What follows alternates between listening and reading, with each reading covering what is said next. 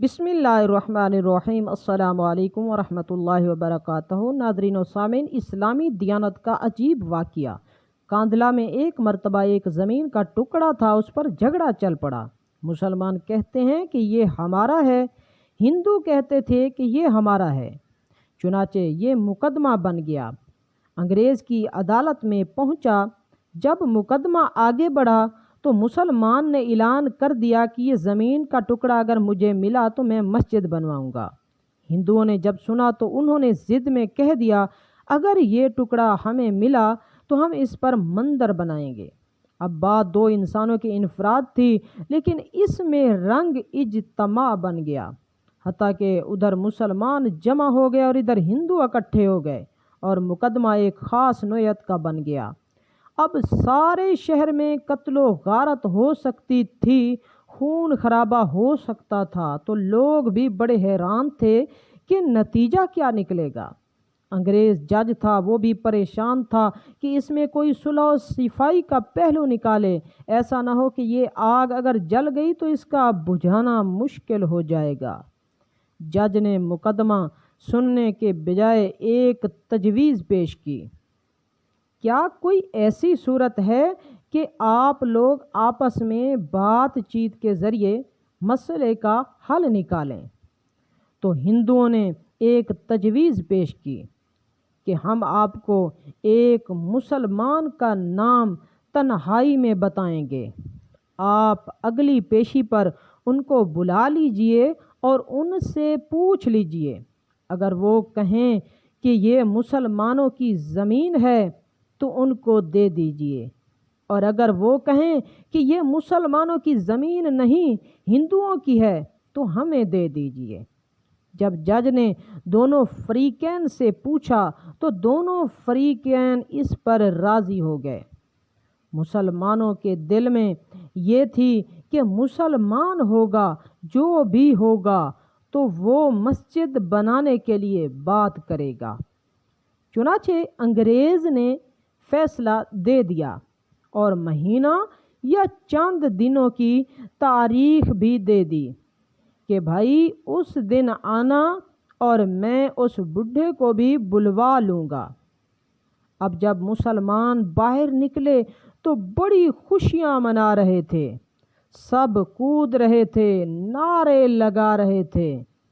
ہندوؤں نے پوچھا اپنے لوگوں سے کہ تم نے کیا کیا؟ انہوں نے کہا کہ ہم نے ایک مسلمان عالم کو حاکم بنا لیا ہے کہ وہ اگلی پیشی پر جو کہے گا اس پر فیصلہ ہوگا۔ چنانچہ ہندوؤں نے مفتی الہی بخش کاندھلوی رحمۃ اللہ تعالی علیہ کا نام بتایا کہ جو شاہ عبد العزیز رحمۃ اللہ علیہ کے شاگردوں میں سے تھے، اور اللہ نے ان کو سچی زندگی عطا فرمائی تھی۔ مسلمانوں نے دیکھا کہ مفتی صاحب تشریف لائے ہیں تو وہ سوچنے لگے کہ مفتی صاحب تو مسجد کی ضرور بات کریں گے۔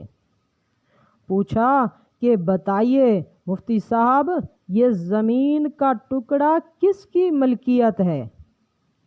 ان کو چونکہ حقیقت حال کا پتہ تھا، انہوں نے جواب دیا کہ یہ زمین کا ٹکڑا تو ہندوؤں کا ہے۔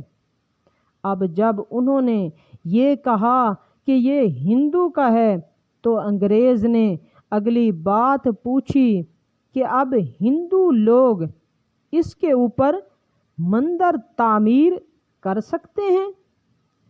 مفتی صاحب نے فرمایا کہ جب ملکیت ان کی ہے تو وہ جو چاہیں کریں، گھر بنائیں یا مندر بنائیں، یہ ان کا اختیار ہے۔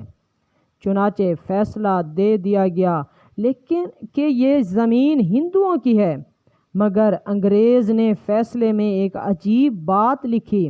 فیصلہ کرنے کے بعد لکھا کہ آج اس مقدمے میں مسلمان ہار گئے مگر اسلام جیت گیا۔ جب انگریز نے یہ بات کہی تو اس وقت ہندوؤں نے کہا کہ آپ نے تو فیصلہ دے دیا، ہماری بات بھی سن لیجئے۔ ہم اسی وقت کلمہ پڑھ کر مسلمان ہوتے ہیں اور آج یہ اعلان کرتے ہیں کہ اب ہم اپنے ہاتھوں سے یہاں مسجد بنائیں گے۔ تو عقل کہہ رہی تھی کہ یہ جھوٹ بولا کہ مسجد بنے گی، مگر حضرت مفتی صاحب نے سچ بولا اور سچ کا بول بالا سچے پروردگار نے اس جگہ مسجد بنوا کر دکھلا دی۔ تو کئی مرتبہ نظر آتا ہے کہ جھوٹ بولنا آسان راستہ ہے، جھوٹ بولنا آسان راستہ نہیں ہے، یہ کانٹوں بھرا راستہ ہوا کرتا ہے۔ جھوٹے سے اللہ تعالیٰ نفرت کرتے ہیں، انسان نفرت کرتے ہیں، انسان اعتماد کھو بیٹھتا ہے۔ ایک جھوٹ کو بولنے کے لیے کئی جھوٹ بولنے پڑتے ہیں، لہٰذا جھوٹی زندگی گزارنے کے بجائے سچی زندگی کو آپ اختیار کیجئے، اس پر پروردگار آپ کی مدد فرمائے گا۔ ناظرین و سامعین، ویڈیو اچھی لگی ہو تو لائک کر دیں، ایسی انٹرسٹڈ سٹوری اور دلچسپ واقعات کے لیے ہمارے چینل کو سبسکرائب کر کے ساتھ والے لگے بیل کے آئیکن کو لازمی پریس کریں۔